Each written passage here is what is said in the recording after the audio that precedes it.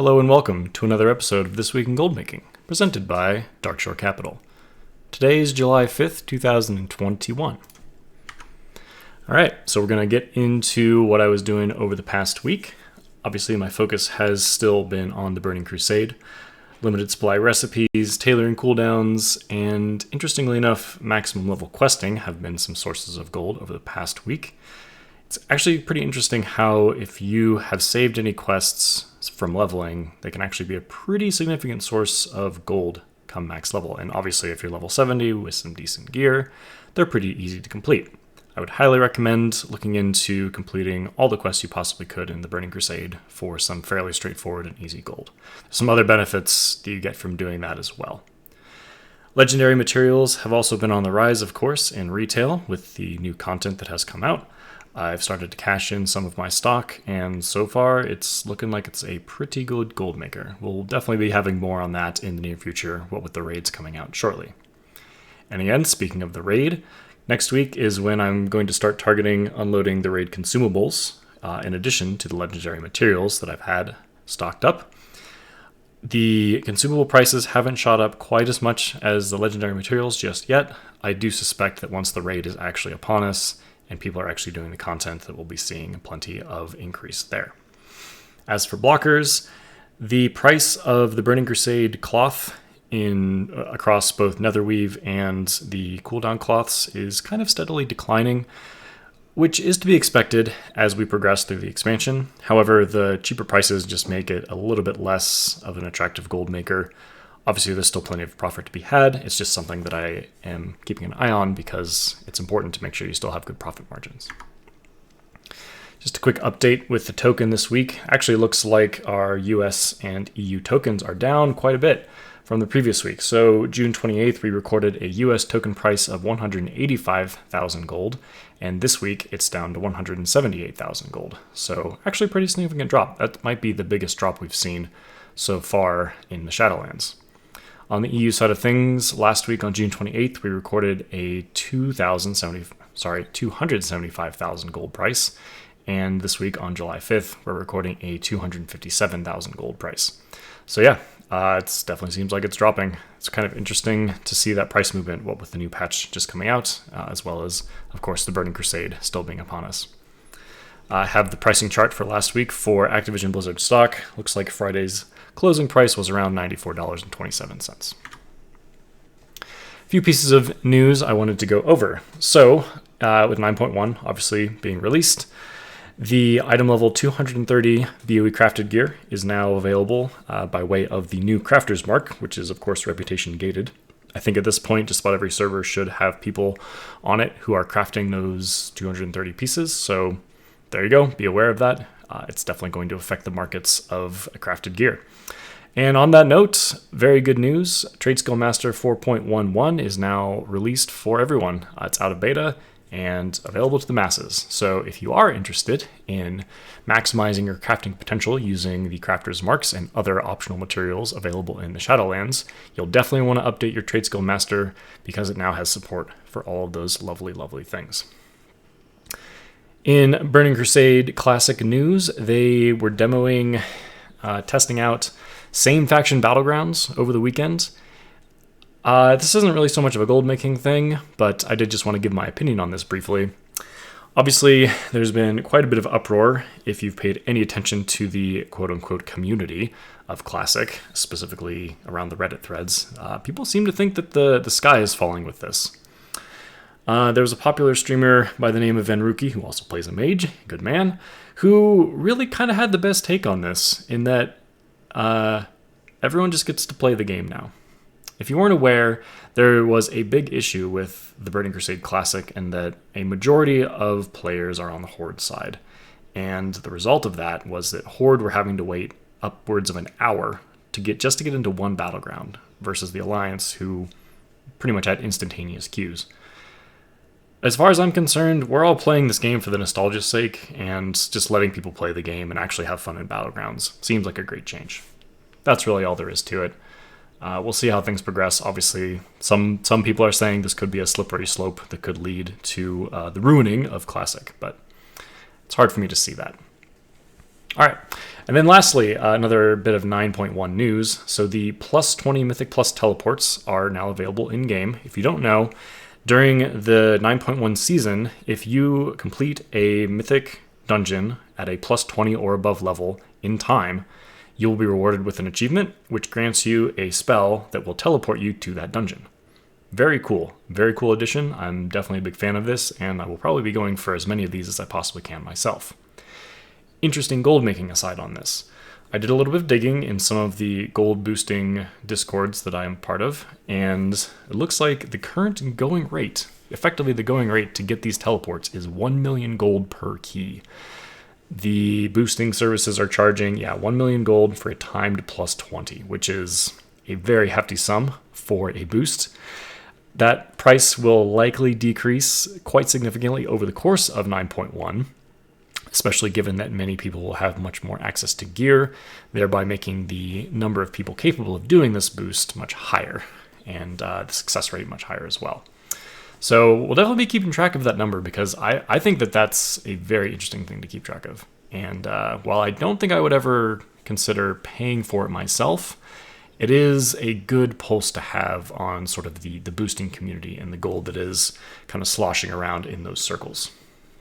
And I did, of course, want to mention this is an achievement per dungeon. So you don't have to do all the dungeons to get this. You can kind of pick and choose if you're a little bit limited on your resources in order to get it. But obviously, you're going to want to have all of them, because it's just a really cool ability to have. As an aside, the original challenge modes that were released in Mists of Pandaria and continued in Warlords of Draenor had a teleport associated with them as well. For those ones, you actually did have to complete... Actually, I'm not sure on that. I could be wrong. You didn't need to complete all of them. Either way, all I know is I have the ones from Warlords of Draenor on one of my characters still, and it still comes in handy because sometimes you want to get to Blackrock Mountain, and one of the dungeons from Warlords of Draenor was Upper Blackrock Spire. So I have a teleport for that. It's fantastic. All right, let's get into the main topic for today. I figured it's time to stop putting it off. We're going to talk about the Undermine Journal. This is something I've sort of teased on the last screen for a little while now.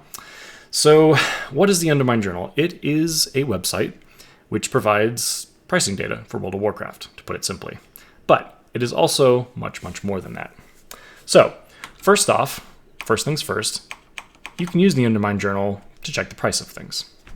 So when you're first faced with the website, you'll be asked to choose your region. We're going to choose Americas, since that's where we're playing. And we're going to choose the Tichondrius server, since that's where we're doing our primary gold making at the moment. If I can find it. There it is. So you're faced with, this is sort of the landing page for the server. You have some just random statistics about things that are available, some potential deals, and then of course a nice little look at the token price live. We'll just go ahead and look at Shrouded Cloth just to give you a sense of what you're looking at here. So you're given a bunch of different current pricing data for your server, current price, mean price, median price, standard deviation, across those different statistics, available quantity as well, which is quite interesting. And then also some US region or whatever region you've chosen price as well.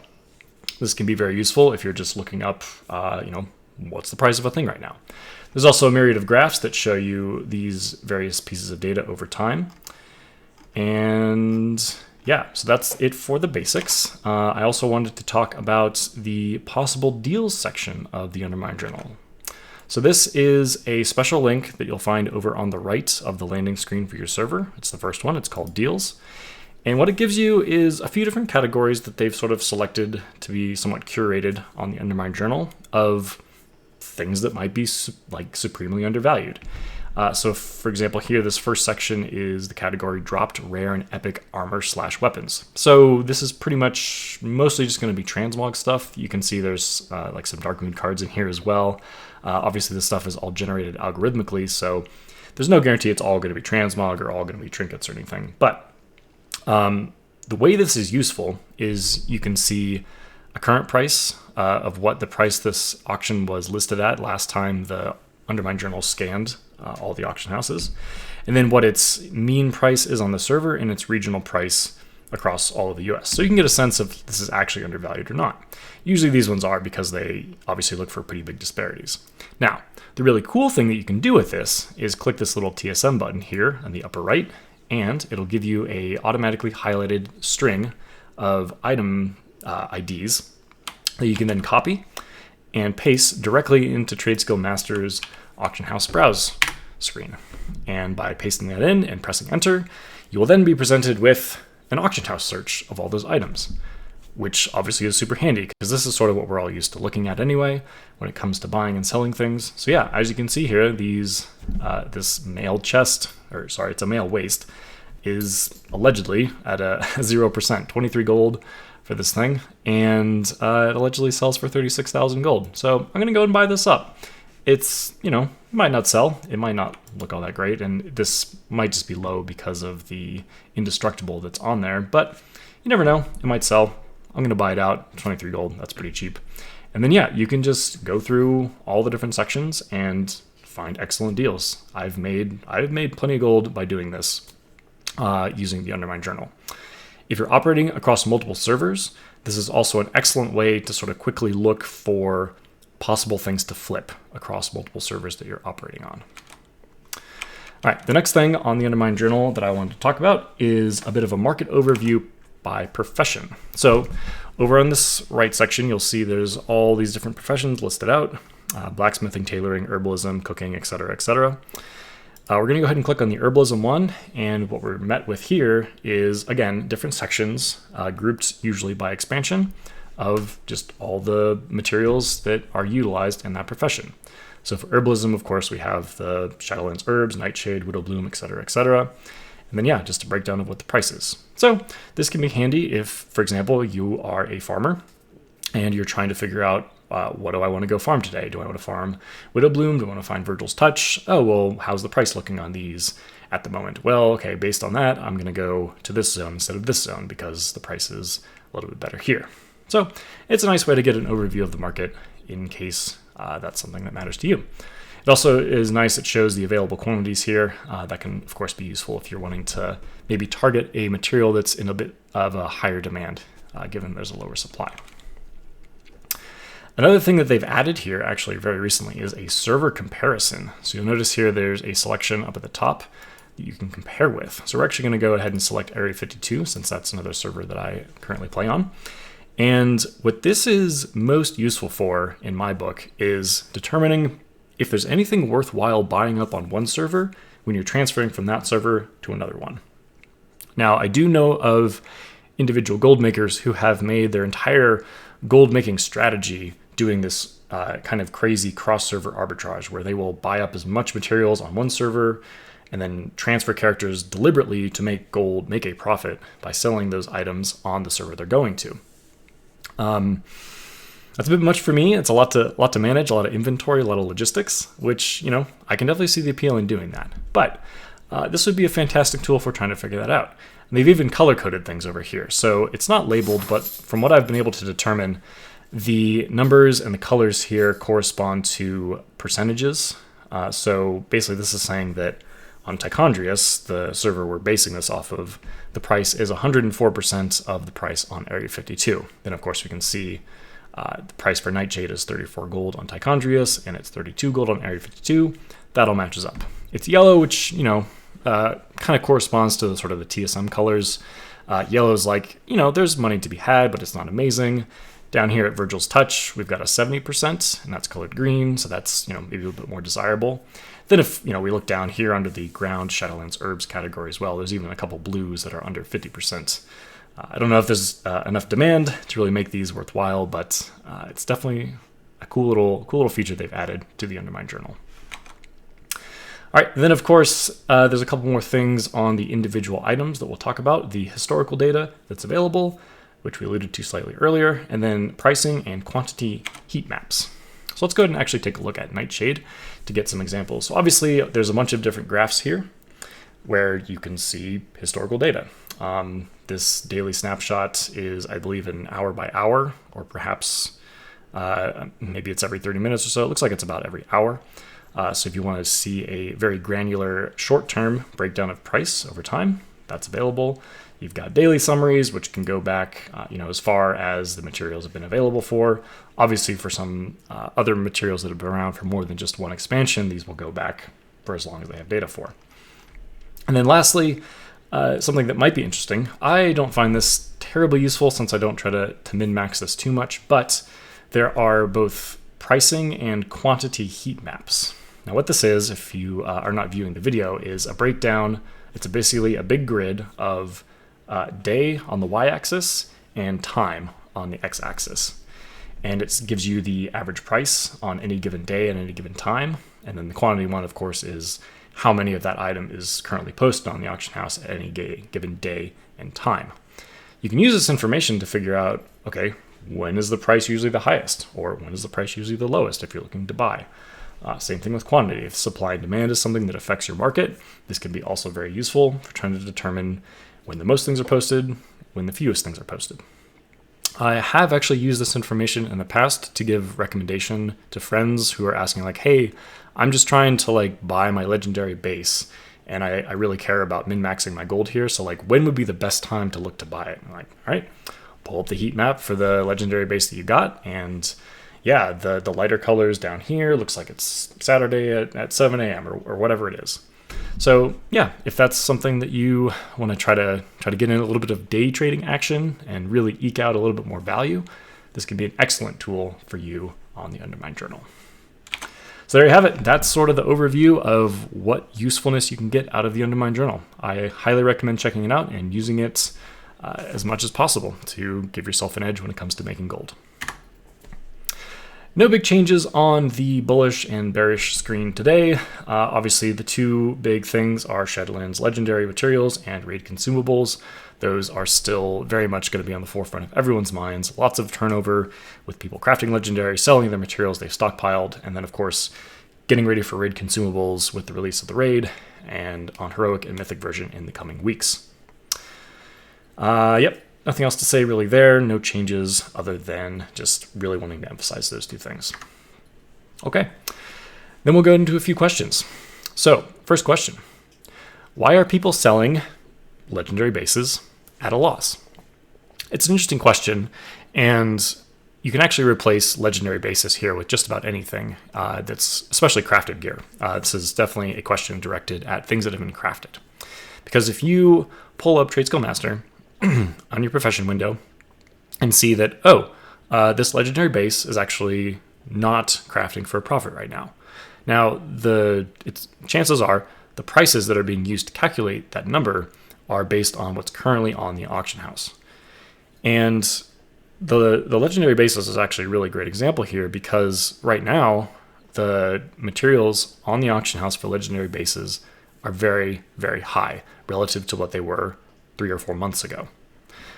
There's plenty of people, myself included, who bought up a lot of legendary base materials before the price increased, which means, I'm at half of the current price for my cost basis for these materials. So if I'm going to go craft some legendary bases, it's probably actually going to be a profit for me, even though it's a loss for you. So that's really the most likely reason why you might see people selling legendary bases at a loss. It actually turns out that it's not a loss for them. It's just a loss for you based on the pricing that you have available to you at this time. Another example of how this can manifest is with alchemy stuff. So at the end of Battle for Azeroth, with the introduction of the trade goods, tricks of the trade, I can't remember the name of it. That basically there were profession items that gave you kind of a leg up on your profession. And one of the ones for alchemy was a way to craft more than one of a given flask or potion at a time, which meant that if you didn't have access to that, you would see in your Trade Skill Master that everything's selling for a loss because all these other people are getting a bigger yield out of every single craft. So it really depends on the item that's in question. It depends on historical pricing. It depends on also what your tolerances are for profit, right? Like somebody could actually go out and just be farming all these materials themselves and not valuing their time very highly and still selling for what would be viewed as a loss, even though technically they didn't spend as much money. That's a whole other discussion I don't want to get into at this time. All right, next question. How do you decide which items to craft from old world professions? Well, it's really quite simple. You look at which ones make the biggest profit and make those. I have some pretty strong opinions on how much stuff you should be investing in when it comes to old world transmog.